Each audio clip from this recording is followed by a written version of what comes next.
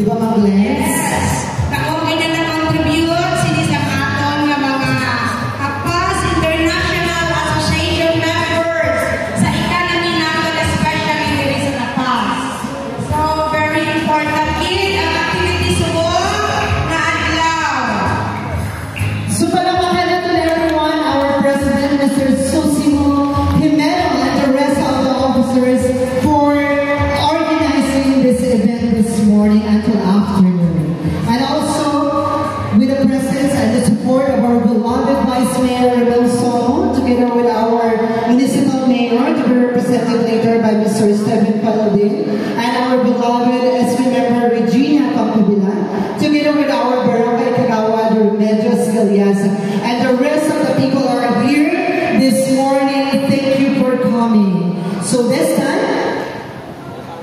we would like to request everyone to please, let's all rise and let's feel the presence of Almighty Father through a prayer. And please remain standing as we offer tribute to our Philippine national flag. Okay, acknowledging also the arrival of Mr. Stephen Paladin, the representative of our beloved Mayor. Welcome, sir. Welcome, Sir Steph. So ginahin niyo ang tanan, kuwaon nato mga kalo, magaduko kita and feel the presence of our Almighty Father through a prayer to be played on air.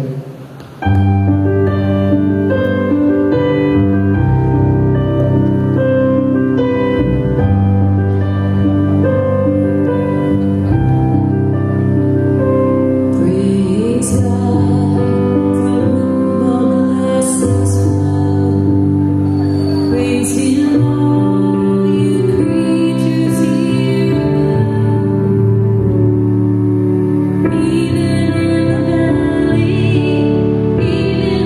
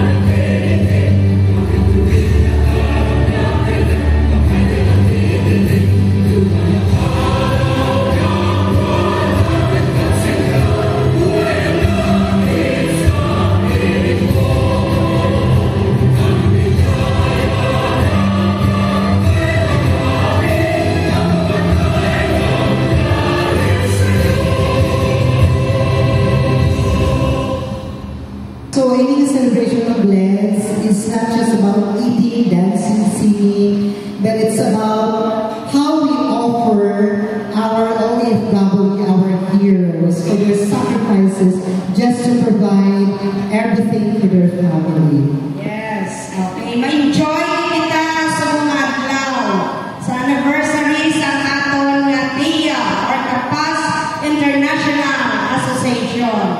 So once again, palamanan natin ang ating TIA President, Mr. Susie Muhameno, and the officers. And this time, I would like to share the microphone to Mr. Susie Muhameno Jr. for a welcome remarks.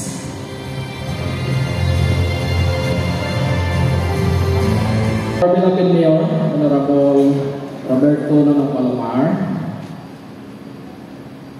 who is ably represented by Stephen Paelwen, our Vice Mayor, Honorable Romel G. Somo, is the member, Honorable Regina Pangcobilag, Barangay Kagawad, Honorable Remedios G. Galiasa, and to all members and officers of the PAS International Association, to the invited vloggers, Ms. Melanie Maximila, Mr. Janrel Lander, and in the life story of the Kapisnon, to the families, friends who are with us today, mayong aga sa atong tanan.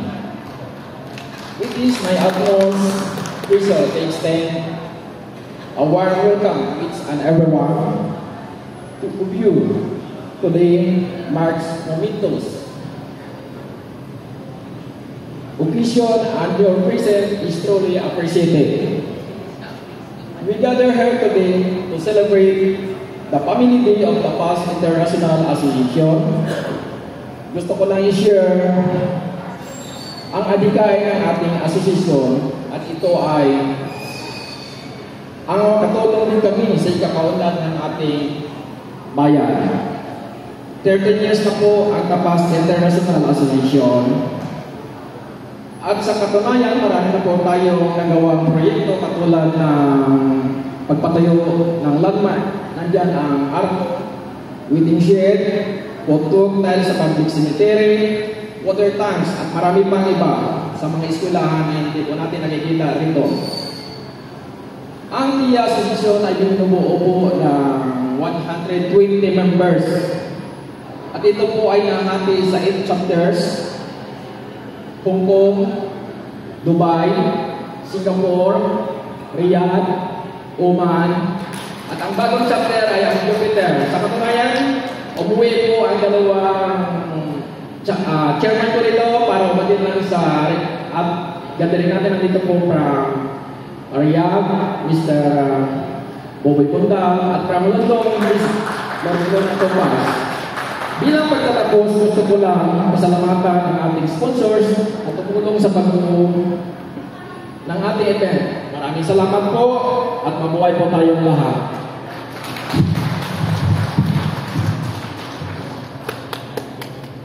Thank you very much, Mr. Susie Muhameno Jr., our beloved TIA President, for such very heartwarming welcome remarks. Many times, no, pag-ada asabron na minis. Before we are going to have our entertainment number, I would like to request everyone, let's all stand and let's all sing together the music.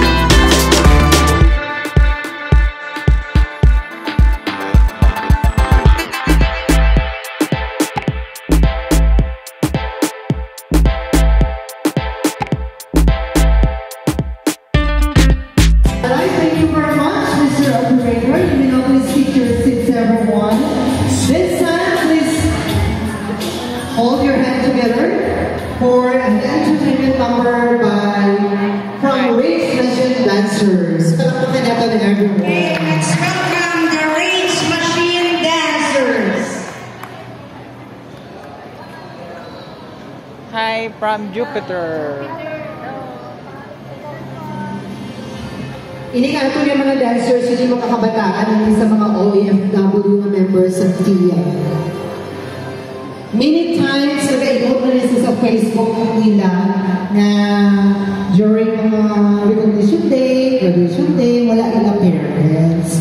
But of course, ang ginatawag na sakripisyo, ara, kaya dapat may Machine Dancers.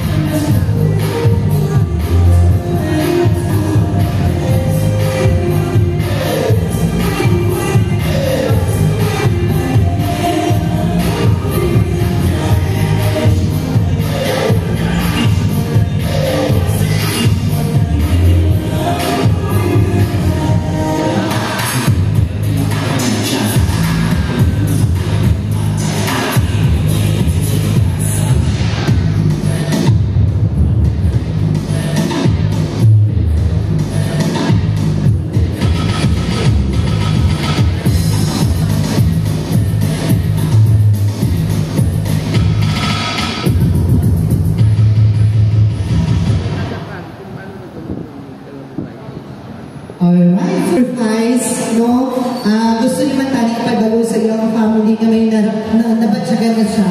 But because hindi pa siya gusto mag-worry ang family kagaya ng daughter, though hindi asa ni Matani na makasurvive. But because COVID, kudya ang tawag sila, ang naging rason kung nga nadula siya. Wala kita manibong sa fire. Yes. Take extra careful din kita. But the spirit of the Marie still remains because of the presence of her daughter. So palakpakan natin once again. Okay, so let's move on to the inspiration.